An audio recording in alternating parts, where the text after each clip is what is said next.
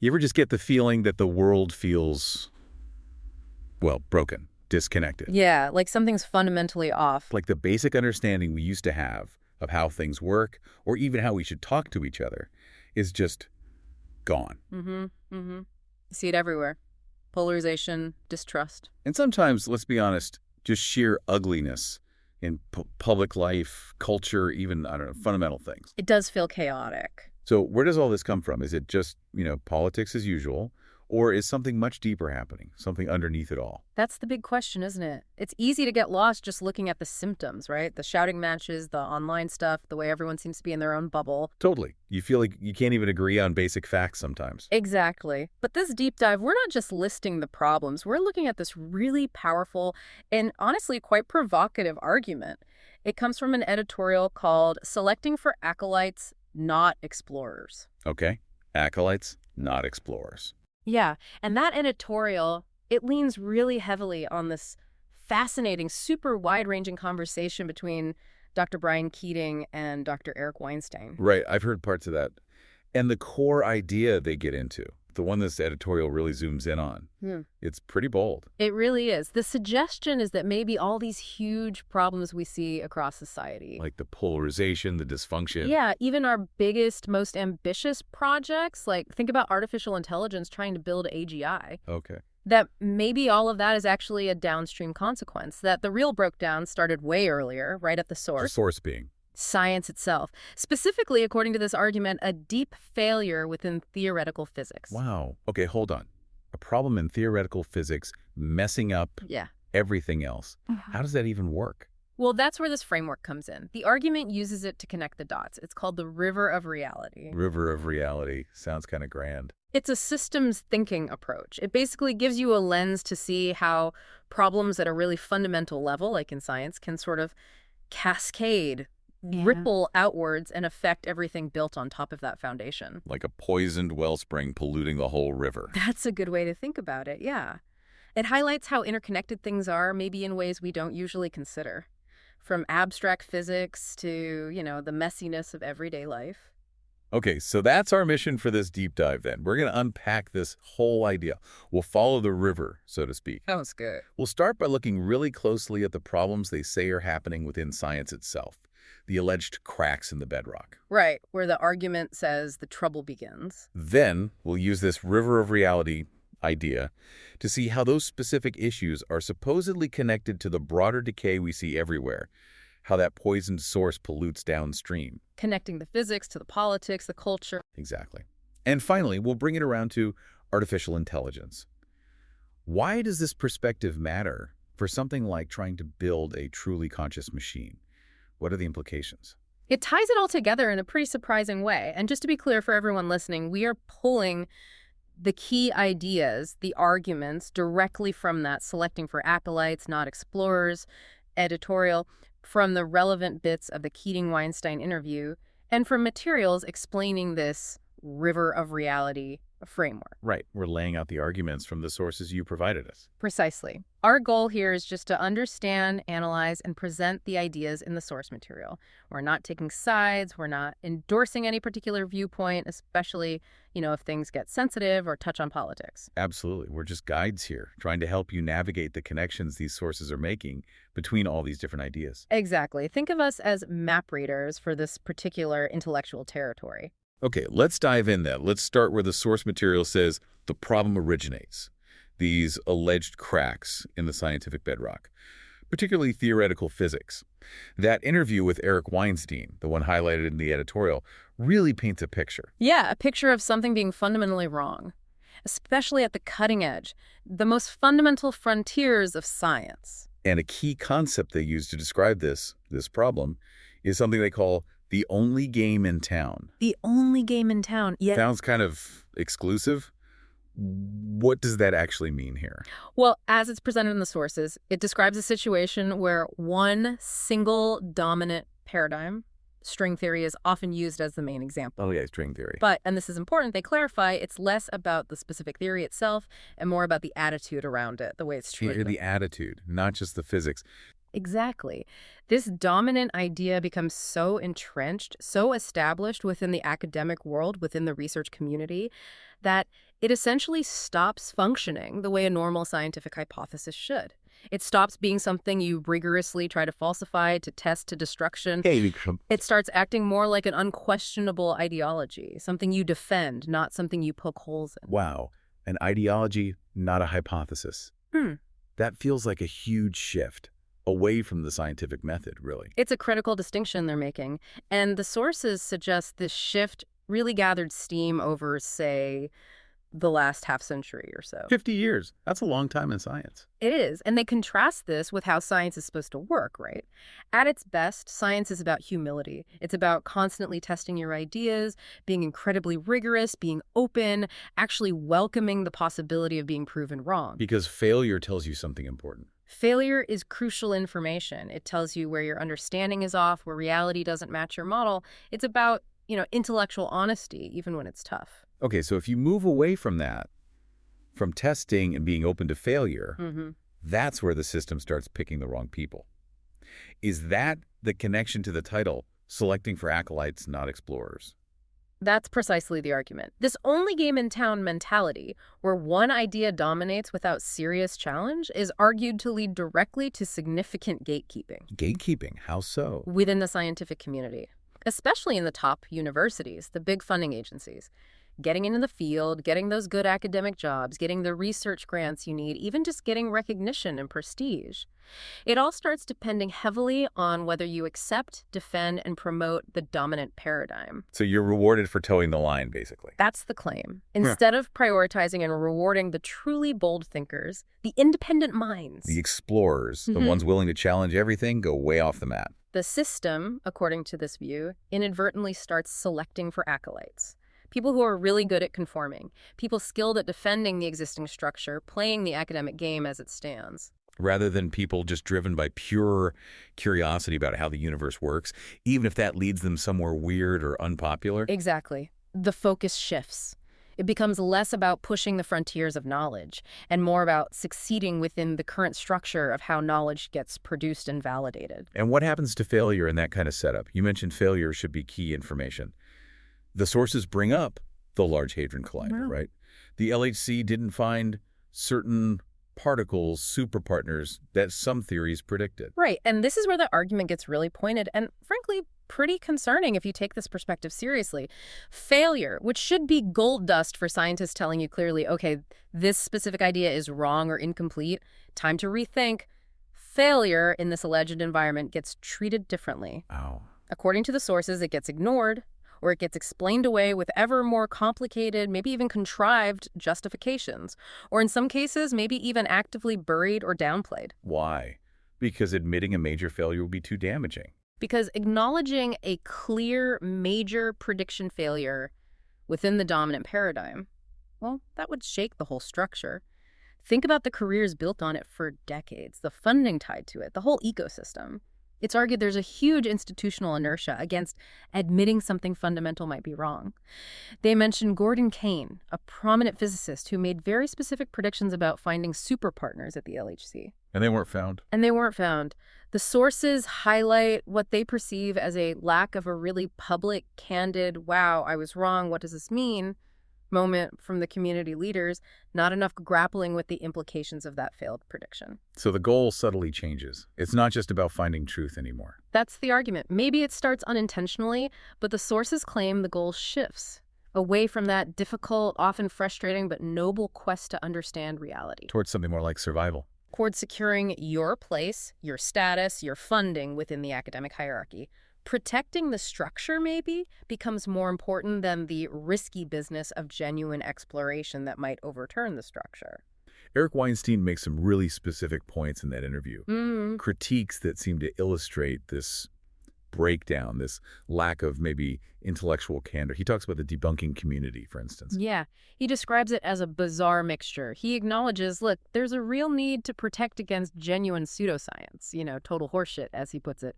Bad ideas need calling out. Sure, that makes sense. But he argues that debunking impulse has also been kind of weaponized, used to shut down what he calls legitimate heterodoxy, ideas that are unconventional, maybe challenging, but are being pursued seriously, intellectually. So it goes beyond just filtering out nonsense. He points especially to the online dynamics. You see this energy, he says, of trying to own people, publicly shaming them if they have different or non-mainstream ideas, instead of actually engaging with the substance of the ideas themselves. Is the reasoning sound? What's the evidence?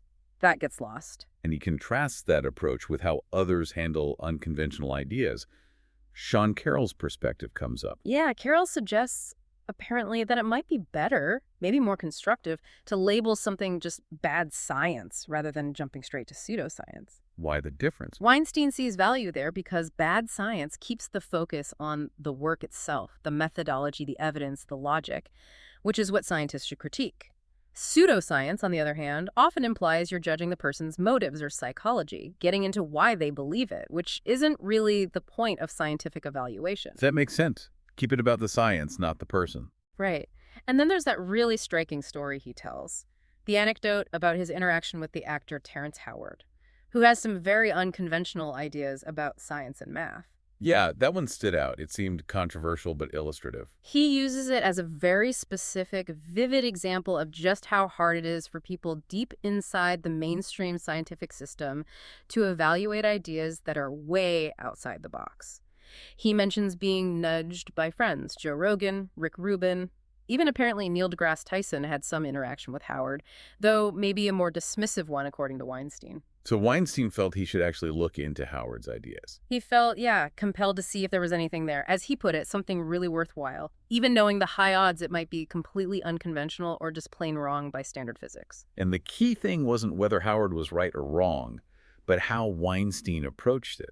Exactly. That's the core of Weinstein's point. He describes actually trying to find specific technical claims in Howard's work that he could evaluate. He mentions looking at geometry details Howard used, comparing angles in a pentagon versus a tetrahedron. Okay, getting specific. Yeah, talking about Howard trying to combine spatial position, affine shifts, with rotation, pitch, roll, and link it through geometry to things like Lie algebras and forming dodecahedrons. Look, Weinstein isn't saying Howard's physics is correct. Far from it. Right. His point is he made a conscious effort to engage with the technical details Howard presented, to give him, as he says, his best hearing, without deciding beforehand if he was going to debunk him or celebrate him. He was looking for any spark of intellectual substance he could actually analyze. And he ties this back to how mainstream science treats its own dissenters, asking why someone like Lenny Susskind can't do that for Peter White. That's where the anecdote really lands its punch in the interview. Weinstein is a big defender of Peter White and his book Not Even Wrong, which is a serious, informed critique of string theory from within the physics community. Okay. And Weinstein sees the alleged dismissal or ignoring of colleagues like White people raising legitimate, knowledgeable questions about the dominant paradigm as the same basic problem shown by the Howard example. It's an inability, or maybe an unwillingness, to seriously engage with challenges, whether they come from way outside or from right next door. It suggests a kind of intellectual lockdown. He also criticizes other well-known figures, Right. like Neil deGrasse Tyson, Lenny Susskind. Yeah. But he says it's not personal. He's pretty careful about that. He says his criticism is aimed at the behaviors and the institutional problems, not just trying to tear down individuals. He acknowledges Tyson has an incredible gift for exposition, right? Makes complex science clear. Yeah, he's very popular. But Weinstein also critiques what he sees as occasional condescension from Tyson towards ideas or people outside the mainstream view. He even recounts Tyson pushing back on the word gift, saying he works hard, which Weinstein agrees with, noting talent is often hard work plus some innate ability.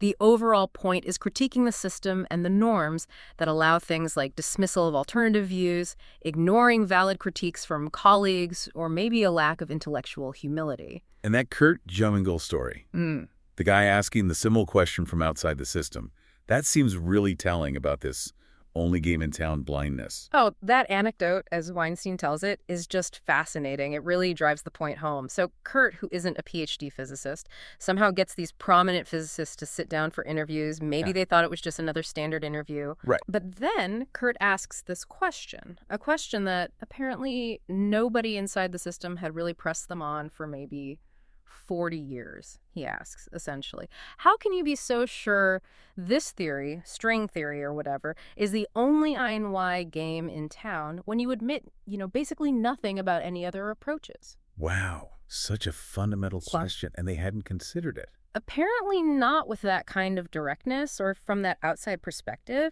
And according to Weinstein's account, when Kurt really pushed him, someone as central and brilliant as Lenny Susskind basically had to admit, yeah, I don't know anything about those alternatives you're listing. Weinstein actually praises Susskind for that moment of intellectual honesty, saying it's hard to admit that kind of gap, even though he also critiques Suskind's style sometimes. But the story powerfully illustrates how maybe insulated, how self-contained the dominant community had become, just seemingly unaware of or uninterested in anything happening outside their specific paradigm. It really reinforces that only game in town critique. Okay, so let's just summarize this first part. The sources are arguing that in some really key areas, especially fundamental physics, science is kind of stalled. It's become less about risky exploration of the unknown, really pushing the boundaries. And more about guarding the known, or maybe guarding the assumed to be known, protecting the dominant paradigm and the whole structure built around it. Right. That's the perspective being laid out. Yeah. And from this view, this failure, right at the source level, where we're supposed to be getting our most reliable picture of reality. It's not just an internal academic problem. No, they argue it has huge cascading consequences for everything. Okay, so we've looked at the alleged symptoms inside science, this only game in town, the gatekeeping, selecting acolytes, problems with failure. Now, let's shift focus. What do the sources say are the underlying causes within the academic system itself? How do we get here? This is where they delve into some really interesting, maybe less well-known history. They talk about what they call the post-WWII cryptic compact. A cryptic compact. Okay, that sounds intriguing. Maybe a bit shady. What was it? Well, think about the end of World War II. Science had just shown its unbelievable power, right? Radar, the atomic bomb, game changers. The U.S. government knew absolutely clearly they needed continued access to the country's top scientific talent. Makes sense. For national security, future innovation. But there was a problem. A lot of the top scientists, especially those who'd worked on the Manhattan Project and similar things, many had left-leaning views, some even socialist ideals, and they were really reluctant, maybe unwilling, to just become direct employees of the military-industrial complex in peacetime. They wanted to go back to fundamental curiosity-driven research. Okay, so a potential conflict there. Yeah. How is it resolved? According to the source material, a kind of system was, well, architected is the word they use. People like Vannevar Bush, his famous report, Science, the Endless Frontier, laid some groundwork. The idea was that elite private universities would get massive amounts of federal funding for research, but indirectly. Indirectly, how? Through this overhead thing. Yeah. Exactly. That's the controversial, maybe cryptic part. The system of overhead or indirect costs charged on federal research grants. I've heard of overhead. Universities use it to cover admin costs, buildings, lights. That's the exoteric reason, yeah, the public explanation, covering administrative support for the research. But the esoteric reason, the hidden logic, according to the sources, was different. It was designed as a cryptic payment system based on merit. Merit. How did merit factor into overhead? Universities that successfully attracted and kept the best researchers, the Einsteins, the Fermis, the people the government really valued, would naturally win more grants, and more grants meant more overhead money flowing into the university coffers. So hiring great scientists made the university richer. Ah, okay. So it incentivized universities to compete for top talent. Right. And the source argues this was intended to function as a kind of merit-based cartel for the top universities. It let them consolidate talent, maybe keep other institutions out, and crucially, it created a buffer. It gave them financial independence from direct political meddling in how research funds were used, supposedly protecting academic freedom. And what about the taxpayer funding all this? Was it a good deal for them? According to the sources, looking back, the American taxpayer got an incredible deal. They argue a relatively small amount of money, compared to the scientific breakthroughs and economic growth it fueled, basically kept America wealthy, powerful, and safe for decades. But it wasn't exactly debated openly. No, the sources emphasize the taxpayer wasn't really consulted on this implicit arrangement. It was very much an elite idea designed by scientific leaders and policymakers at the time. Clever, maybe necessary, given the politics, but definitely opaque. Okay, so this clever, maybe necessary, but hidden system was set up. But the sources argue it eventually broke down. Several ways. Over time, the original understanding, the esoteric logic behind it, just got lost. It became lost information, as the sources put it. People forgot why it was set up that way.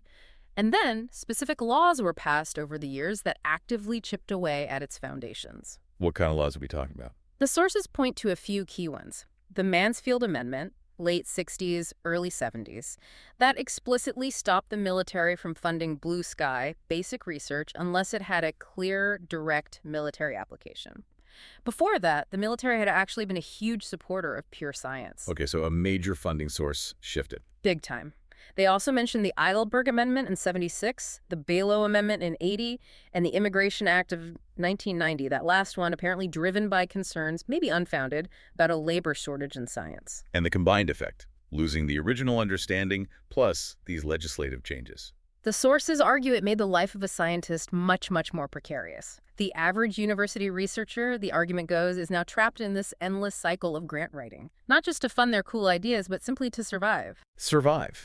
Like keep their job. Keep their lab running, pay their postdocs, sometimes even cover part of their own salary and health insurance, depending on the institution. It's a constant pressure cooker focused on getting the next grant, often short-term grants. And that must kill risky, long-term research, right? The kind that might fail or take years to pay off. Absolutely. It fundamentally changes the incentive structure. Why take a huge risk on a revolutionary idea that might get zero funding when you can pursue safer, incremental work that's more likely to keep the lights on? It sounds like an environment ripe for, well, cutting corners. An ethical slide. The sources argue forcefully that yes, it led to and continues to fuel an ethical slide. When the system rewards certain things like publications and flashy journals, grant dollars, defending the status quo more than others, like rigorous self-critique, pursuing weird ideas, admitting failure, it creates pressure. Pressure too. Maybe fudge data a little, or slice it thinly to get more papers. Or maybe not pursue a finding that contradicts the dominant theory. They mention well-known concepts that describe these dynamics. The Johnson effect, about fights over who gets credit. The Matthew effect, where famous scientists get disproportionately more credit and resources. To him who has, more will be given. Exactly. The Matilda effect, where women scientists' work gets overlooked or credited to men. The Sudarian effect, making a similar point about scientists of color. The sources are clear. You don't have to be woke or have any particular politics to see that these biases and power dynamics are real, documented issues within the system. And they connect this ethical decay, this loss of trust, even to really current controversial public health issues, mentioning Dr. Fauci. Yes, the source material makes that connection. It argues that this background of institutional rot and maybe compromised ethics created a situation where, for example, Dr. Fauci could claim it was racist to even ask scientific questions about the Wuhan lab leak as a possible COVID origin, contrasting it with the less controversial bat pangolin theory. And again, super important, we are just reporting the argument made in the source material here. We're not endorsing the claim about the lab leak or Fauci's motives. Understood. It's being used as an example by the source. Right. The source uses it as an example of how, in their view, trust in scientific authority got damaged, because that authority was perceived as being used to shut down legitimate scientific inquiry, maybe for political reasons. That makes the public feel misled, and they lose faith in the institutions that are supposed to be giving them straight facts. And the end result of all this, the broken system, the lost trust, the feeling that institutions aren't living up to their end of the bargain. A populist revolt. That's the term the sources use. A widespread feeling, often coming from outside the traditional elites, saying, hey, if these institutions aren't delivering reliable truth, if they seem corrupt or self-serving, why should we keep funding them? Why trust them? It leads to calls to trash the system, pull the plug, cut the funding. Weinstein also draws a comparison in the interview between the problems in STEM fields, like physics, and issues in the humanities. He does. He readily admits STEM has big problems. He uses terms like string identitarianism, linking identity too strongly to an unproven theory, and that only game in town add-on, the dogmatic attitude. But he argues the situation is actually much more severe in parts of the humanities. More severe, yeah. He gives examples like English departments getting caught up in what he calls intersectional Olympics, or the rise of departments focused explicitly on activist studies, where he feels ideology has clearly replaced traditional scholarship. He sees those areas as more deeply infected with politics. But he's not saying the entire university is rotten. No, absolutely not. He's very careful to stress that great work, real scholarship, is still happening everywhere. You've got dedicated Chaucer scholars in English departments doing fantastic work, just like you have physicists doing brilliant, honest research despite the pressures. His critique is aimed at the infection of ideology and politics in parts of the university and the overall institutional decay that allows that infection to spread and undermine the core mission. And he's particularly critical of how some big-name universities, like Harvard, have responded when they come under fire. Yeah, the source material criticizes institutions like Harvard for trying to defend themselves against external pressure, whether it's from, Trumpies or the government or just public opinion from what the source sees as a weakened, untenable position. Why untenable? Because, the argument goes, these universities already compromised their claims to pure independence and integrity way back when they implicitly agreed to the cryptic compact. They took the big government money, maybe played along with opaque systems. The source mentions allegations of Harvard participating in cryptic programs or maybe gaming metrics like the CPI to help the government save money, and arguably didn't always defend truly challenging scholarship if it rocked the boat. So their current claims about defending truth ring hollow. That's the argument. Saying Harvard is committed to the truth sounds less convincing, the source suggests, if they weren't perceived as always prioritizing that truth when it was inconvenient for funding or power. The source actually contrasts Harvard somewhat with the University of Chicago. Oh, how so? Even though Chicago also has deep ties to government work, like managing national labs, it has a stronger stated commitment to principles of free inquiry and institutional independence, like the Chicago Principles. The source suggests this potentially gives Chicago a more credible foundation from which to defend itself against external pressures. This deep dissatisfaction leads to a pretty radical question in the interview, doesn't it? Should STEM maybe just break away from the rest of the university? It's a really provocative thought, yeah. Shows the depth of the concern. Weinstein's answer is careful. He says, look, ideally, everything is worth salvaging. A complete split would be a drastic last resort. But, he says, if it came down to it, if he were forced to choose in order to protect the core mission of science and scholarship, he is prepared to go it alone. To cut loose the departments he sees as the most ideological, political, and anti-scholarly, and he specifically names activist studies as the first place he'd start. Wow. And there's a stark warning tied to all this institutional decay, too, about a potential brain drain. Yeah, a really provocative warning. The source argues that basically any ambitious country out there could potentially leapfrog the U.S. scientifically and academically pretty easily right now, simply by offering top scientists freedom from all this institutional baggage and genuinely good working conditions. They toss out hypothetical numbers, $500,000 a year, second homes, travel budgets. Just treat scientists well and let them do their work without the political nonsense and funding stress. And the top talent would leave the U.S. That's the warning, that the U.S. is being strategically dumb by letting its own institutional decay fester, potentially driving away its best minds. Universities are buildings, they go home at night. The real asset, the brains, can leave if the environment gets bad enough. Intellectual capital is mobile. So the argument weaves together. The problems in physics aren't isolated. They're tangled up with this whole history of the academic system. Funding changes, precariousness, ethical compromises. Exactly. And crucially, this failure at the foundation, the place where we're supposed to generate reliable knowledge about reality, isn't contained. It spills out. It affects everything else. Which brings us to the river of reality framework, the tool used to explain how that pollution spreads. Okay, let's get into that framework properly now. The river of reality. It's based on systems thinking, William L. Weaver's standard systems model. Yeah, grounded in systems thinking, which means looking at the world not just as separate things, but as interconnected systems, seeing the patterns, the relationships, the feedback loops, how things are structured in hierarchies. Weaver's model maps reality as these nested tiers built on fundamental concepts with flows moving through them. And the absolute base layer, the primary colors of this reality map, is a trinity. Energy, material, and information, EMI. That's the foundation, like RGB, red, green, blue light, combining to make all colors. Energy E is the most basic capacity to do work, cause change. Material M emerges from energy. It's basically condensed energy stuff. And information I emerges from how energy and material are arranged. The pattern is the information. Exactly. A random pile of atoms is just matter. Yeah. But arrange those same atoms into a crystal lattice or a DNA molecule. Suddenly there's structure, there's pattern. That structure is the information. Got it. EMI are the building blocks. And the river part is about how flow works as things get more complex, moving up the tiers. Precisely. Tier 1 is physics, the fundamental level. Basic physical flows, motion, heat, electricity, gravity. The movement of energy and material according to fixed laws. Things like vector fields tell you direction and speed of flow, flux tells you the rate.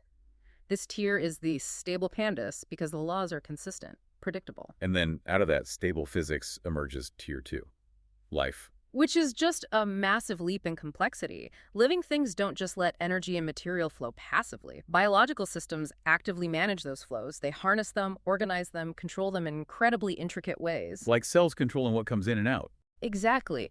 Cells managing flows across membranes. Organs like your heart or lungs are basically specialized flow management departments. The whole organism is this self-maintaining, self-replicating system for managing flows, internal flows, external flows to survive, grow, reproduce. And this integrated complexity, this unified response to manage flows, is where the framework sees rudimentary consciousness emerging. Instincts, unified response. And then the next big jump, tier 3, sociocultural systems. Humans, society, culture, abstract thought. This is where it gets wildly more complex. Language, shared culture, complex self-aware consciousness. And Weaver's framework breaks this tier down further into a cascade of 5 distinct levels. Each level builds on the one below it, and the flow created at each level is essential for the next one to work. Okay, this sounds like where we connect back to the problems in science. Walk us through this sociocultural cascade. How does a problem at level 1 poison the rest? Level 1 of this cascade is science. Its job in this model is to study truth, specifically verifiable empirical truth about reality. Its output is data-verified facts, reliable observations. Its function is to create and maintain a clean, accurate flow of information. The foundation. The bedrock, they call it. This reliable understanding of cause and effect lets us predict, navigate, build complex civilization. Okay, but if, as the sources argue, science at the frontier is failing, if the flow of information at the source level is polluted, weak, distorted, maybe dishonest, then that pollution cascades downstream. It hits level 2, art. Art, in this model, studies membership, how things connect, belong together, form a coherent whole, how we belong. Its output is beauty, not just prettiness, but the signal of coherence, integration, healthy connection. This creates the flow of love or connection, social fabric, shared identity. But if science, the anchor of truth, is shaky, if the information flow is messed up, then art loses its grounding in objective reality, in discoverable patterns. It detaches from shared beauty that reflects something real. And, the sources argue, it can devolve into things like irony, endless deconstruction, or just raw political messaging. The ugliness or fragmentation some see in modern art becomes a symptom of losing confidence in objective truth. The flow of connection gets distorted because the information flow is broken. makes a weird kind of sense. Okay, next level, religion and ethics. Studying value. Right. This level establishes what's important, what's good, what should we aim for. Shared values. Its output is judgment, the principle that organizes things, creates hierarchies based on those shared values. This generates the flow of hierarchy or shared order. And this, the framework argues, is absolutely vital for large-scale social trust between strangers. How so? We can cooperate with people we don't know because we assume we share some basic values, some common understanding of right and wrong. It allows predictability, reliability. But if the scientists, the supposed neutral arbiters of truth, are seen as compromised, as defending a failed game or acting politically, they lose that public trust. Science stops looking like a neutral quest for truth and starts looking like just another faction, another interest group. And that shatters the possibility of building shared values on a common understanding of reality. Society fragments into those warring ideological tribes, each claiming its own truth, because the institution meant to provide the shared foundation has failed.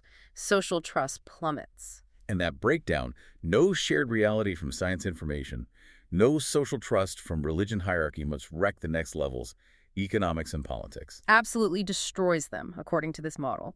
Level 4 is economics, studying exchange, producing markets, and the flow of commerce. Level 5 is politics, studying force or power, producing action, laws, governance, and the flow of governance to manage the complexity and conflicts from commerce. But you need trust and shared reality for complex markets and effective governance. Exactly. Without that shared foundation, complex problem-solving becomes impossible, the sources say. Political debate becomes incoherent, shouting, because there's no common ground. Economic systems get unstable as trust fails. The polarization, the dysfunction, the inability to tackle big challenges, it's all argued to be the chaotic downstream result of that poisoned source, that broken flow of information, starting way back in fundamental science. This framework really does cast Eric Weinstein's comments about political polarization in a different light. Doesn't it? His feeling of not fitting in political parties, the sense of madness since the 80s, his criticism of leaders not getting complex systems, the risks of cavalier foreign policy, you can see them not just as political gripes, but as symptoms of this deeper breakdown.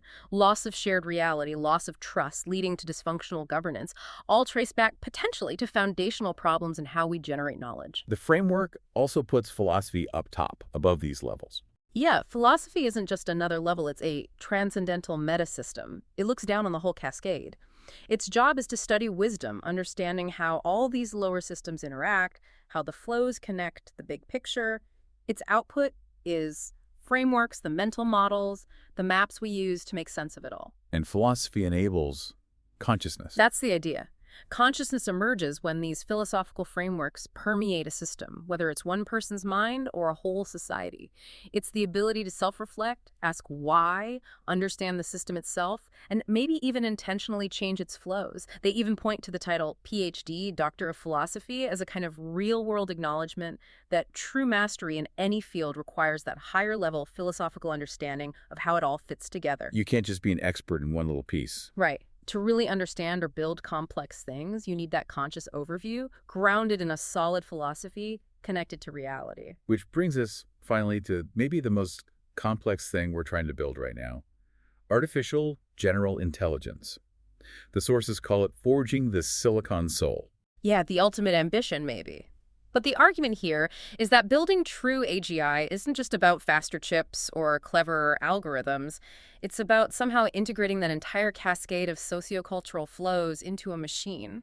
The AI would need to handle information, connection, hierarchy, commerce, governance. It would need to navigate the whole river of reality. In some meaningful way, yes, that's the implication. And here's the massive roadblock connecting back to everything we've discussed about our own broken systems. Right. How can we build that? Exactly. The core challenge laid out in the editorial is stark. How can we, humans, whose own river of reality is arguably polluted, dysfunctional, collapsing, how can we possibly build an AGI that can healthily navigate and manage these fundamental flows when our own societal flows are such a mess? It throws up some huge problems for the AGI project, doesn't it? Massive paradoxes. How do you train an AI to value truth when our own scientific institutions are described as punishing dissent and hiding failure? How do you teach it beauty or connection when our art is seen as fragmented and detached? And the big one, the alignment problem. Making sure AGI goals are good for us. Right. How can we possibly instill a robust, beneficial value system in an AI when we can't even agree on one ourselves? When we're splintered into tribes with different truths and values? So, trying to build AI forces us to look in the mirror. The ultimate mirror, maybe? Mm-hmm. Forcing us to confront the health or sickness of our own society, our own river of reality. We're trying to create this artificial mind, but the data we're feeding it, the world we're building it in, reflects our own breakdown. And the editorial's conclusion on trying to build AGI now in this state is pretty damning. It calls it the height of technical arrogance, the idea that we, in our current condition, can successfully build a wise, benevolent, functional AGI using the raw material of a decaying, dysfunctional, and dishonest information ecosystem. And if we try anyway, building on that broken foundation, the AI will simply become, the sources warn, a perfect, accelerated embodiment of that system's pathologies. It won't fix our problems, it'll inherit them. Our biases, our distrust, our fractured reality, our incoherence, potentially amplified beyond anything we can control. Okay, let's pull back and see the whole arc of this argument one more time. It starts with claims of deep problems in fundamental physics, this only game in town, gatekeeping, selecting acolytes, mishandling failure. Yeah, and that's linked to a historical breakdown in the academic system itself, connected to that cryptic compact idea, funding changes, leading to precariousness, and maybe an ethical slide. Good. Using the river of reality framework, this decay at the source, the failure of science to provide clean information, is argued to poison the whole downstream cascade. Ugliness in art, collapsing trust and values, chaos in politics and economics. Exactly. And the final kicker. This whole societal mess, makes our grand project of building AGI seem fundamentally misguided right now, maybe even absurd, trying to forge a silicon soul from broken parts. And the sources present this whole narrative not just as, an interesting theory, but as a really urgent call to action. These problems, starting in science, aren't just academic squabbles. They're argued to be the root cause of huge, maybe existential problems for our entire culture. That only game in town is bankrupting our culture. So the solution proposed, massive as it sounds, is clear. First, heal thyself. You have to fix the upstream problems before the downstream chaos can resolve. Which means, according to the editorial and interview, nothing less than a radical reformation of the scientific enterprise. A return to intellectual humility, actively supporting dissent and new ideas, demanding real empirical proof, being willing to be wrong. And an unwavering commitment to the pursuit of truth, even, maybe especially, when it's inconvenient or challenges the status quo and established careers. And this whole framework, this river of reality idea and where it might be polluted, it's not just for academics to think about. It gives you, the listener, a different lens, right? A way to look at the world. A really powerful lens, potentially, to analyze things happening in your own life, your workplace, your community, the news. It helps you see the interconnectedness. Yeah, how problems in one area, even something seemingly abstract like theoretical physics or university funding, might have ripple effects that touch absolutely everything else, including huge future challenges like AI safety. So here's the really interesting thought to maybe leave you with, something to chew on. If you accept this perspective, even partially, this idea of the river of reality and its source being potentially compromised, how does that change how you think about solving any big, complex problem today? Whether it's climate change or political gridlock, economic inequality, or even AI alignment itself. Does this argument imply that we have to fix the foundations first? That genuine, deep institutional and cultural reform, especially around how we generate and trust knowledge, has to come before we can realistically hope to make lasting progress on anything else? It's a challenging question.